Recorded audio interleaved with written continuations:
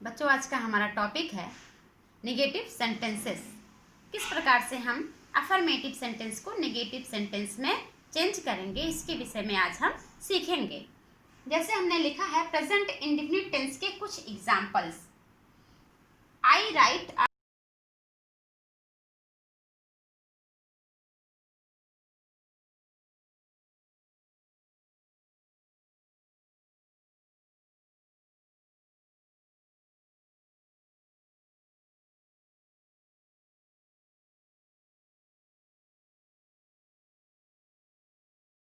की पहचान कर पाएंगे कि ये जो सेंटेंस लिखा हुआ है ये किस टेंस का है।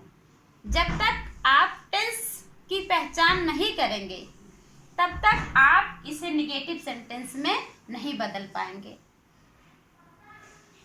इसकी पहचान है जब सब्जेक्ट प्लूरल नंबर में हो और वर्ब का फर्स्ट फॉर्म ये प्लूरल नंबर में हो और वर्ब का फर्स्ट फॉर्म लिखा हो और ऑब्जेक्ट हो।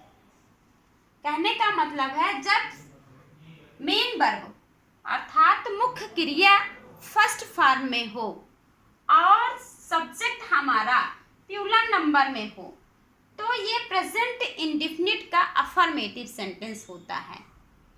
अब इतना प्रेजेंट इंडेफिनिट का अफर्मेटिव सेंटेंस यदि पता चल गया है तो इसकी हमें सहायक क्रिया भी जाननी होगी। बिना सहायक क्रिया के हम नेगेटिव सेंटेंस नहीं बना पाएंगे। तो इसकी जो सहायक क्रिया है वो है डू और डस। दो सहायक क्रियाएं इसकी होती हैं। दो सहायक क्रियाओं के साथ यदि हमें नेगेटिव में बनाना है तो डू नॉट और डज नॉट हम इसके आगे जोड़ेंगे जब नेगेटिव बनाएंगे तो।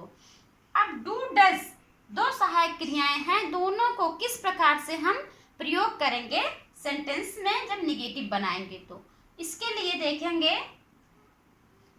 एक वचन अर्थात जो सिंगुलर नंबर का सब्जेक्ट होगा, जैसे ही सी इट, या किसी का नाम होगा ही सी इट या किसी का नाम होगा तो डज नॉट हम लगाएंगे सब्जेक्ट के साथ। और आई बी यू दे ये प्लूरल नंबर के सब्जेक्ट लिखे हुए हैं, इनके साथ हम डू नॉट लिखेंगे और ये सिंगुलर नंबर के सारे सब्जेक्ट लिखे हुए हैं, इसके साथ हम डज नॉट लगाते हैं। तो सेंटेंस में देखते हैं सब्जेक्ट हमारा प्लूरल नंबर में है। जब सब्जेक्ट प्लूरल नंबर में होता है तो क्या लगाते हैं डू नॉट। यहां लिखेंगे आई डू नॉट, फिर verb I do not write a letter.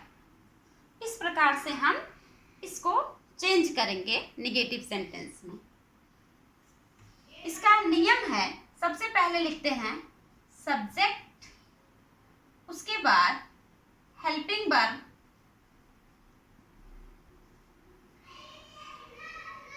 फिर नॉट लगाते हैं, subject helping verb not, verb का फर्स्ट फॉर्म प्लस ऑब्जेक्ट। इस प्रकार से हम इसे नेगेटिव सेंटेंस में चेंज करेंगे। दूसरा है ही रीड्स अ बुक। सबसे पहले लिखेंगे हम ही, अब यहाँ पे वर्ब में एस लगा हुआ है।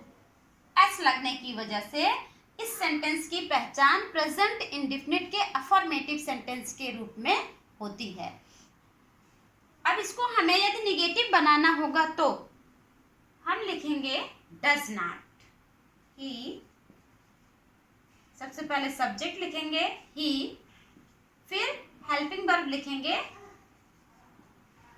नॉट लगाएंगे, डज नॉट, वर्ब का फर्स्ट फॉर्म रीड, वर्ब का फर्स्ट फॉर्म लगाएंगे, फिर हम ऑब्जेक्ट लिखेंगे आ बुक।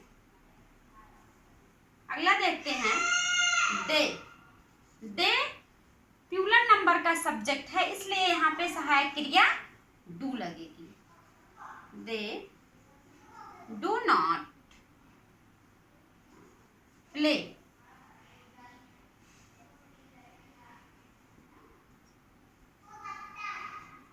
क्रिकेट। इस प्रकार से हम अफर्मेटिव सेंटेंस को निगेटिव सेंटेंस में चेंज करेंगे।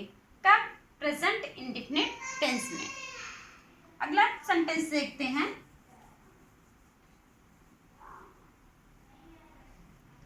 यदि सेंटेंस हमारा पास्ट टेंस में हो तो, पास्ट इंडेफिनिट में हो तो किस प्रकार से हम बदलेंगे? पास्ट इंडेफिनिट में हो तो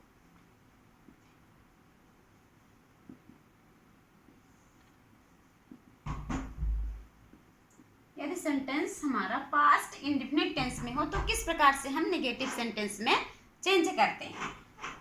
एग्जाम्पल जैसे he went to school, he went to school लिखा हुआ है। अब ही वेंट टू स्कूल में सबसे पहले हमें इस सेंटेंस की पहचान करना है कि ये किस टेंस का है, और उसको करने के लिए हमें वर्ब देखना है।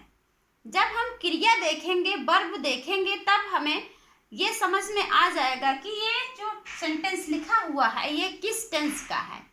जैसे अभी यहाँ पे वर्ब देखने के बाद पता चल गया कि ये जो सेंटेंस लिखा हुआ है ये प्रेजेंट इंडेफिनिट टेंस का अफर्मेटिव सेंटेंस है। ऐसे ही इस सेंटेंस में भी जब हम वर्ब देखेंगे तो हमें पता चलेगा, सेंटेंस की पहचान हो पाएगी कि ये किस टेंस का है। ये पास्ट इंडेफिनिट का अफर्मेटिव सेंटेंस है जिसमें सेकेंड फॉर्म मुख्य क्रिया का होता है। यदि मुख्य क्रिया का सेकेंड फॉर्म सेंटेंस में लिखा हुआ है तो ये पास्ट इंडेफिनिट का अफर्मेटिव सेंटेंस होता है। इसको जब नेगेटिव सेंटेंस में हम चेंज करते हैं तो सबसे पहले इसकी हेल्पिंग वर्ब पता करते हैं कि इसकी हेल्पिंग वर्ब क्या है। बिना हेल्पिंग वर्ब के ये नेगेटिव सेंटेंस नहीं बन पाएगा। तो इसकी जो हेल्पिंग वर्ब है वो डिड है।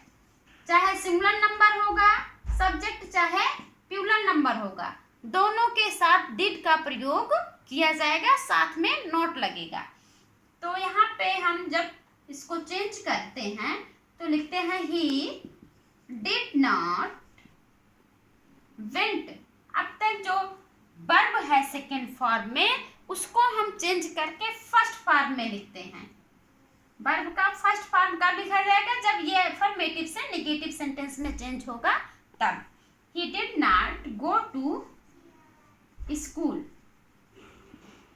इस प्रकार से हम अफर्मेटिव सेंटेंस को नेगेटिव सेंटेंस में चेंज कर सकते हैं।